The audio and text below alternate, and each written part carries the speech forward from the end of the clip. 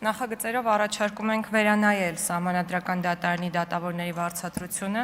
հաշվի առնելով այն, որ ներկայում Սահմանադրական դատարանի դատավորների վարձատրությունն իր կառուցվածքով և չափերով համարժեք չէ վերջիններիս բարձր իրավական կարգավիճակին, սահմանադրական լիազորությունների ծավալին և գործունեության համար բնորոշ բարձր պատասխանատվության աստիճանին։ Մասնավորապես առաջարկում ենք Սահմանադրական դատարանի նախագահի, փոխնախագահի և Սահմանադրական դատարանի դատավորների համար օրենքով սահմանել հավելավճար դատավորի պաշտոնում աշխատանքային ստաժի համար։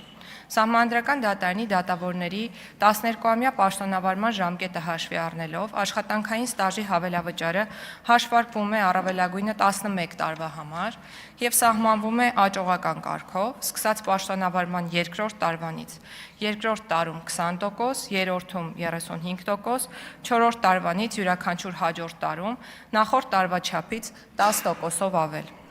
Նշեմ նաև, որ նախագծի անցումային դրույթների ուժով հավելավճարի հաշվարկման համար հաշվի են առնվելու օրենքն ուժի մեջ մտնելու պահի դրությամբ Սահմանադրական դատարանի դատավորի պաշտոնում աշխատած լրիվ տարիները,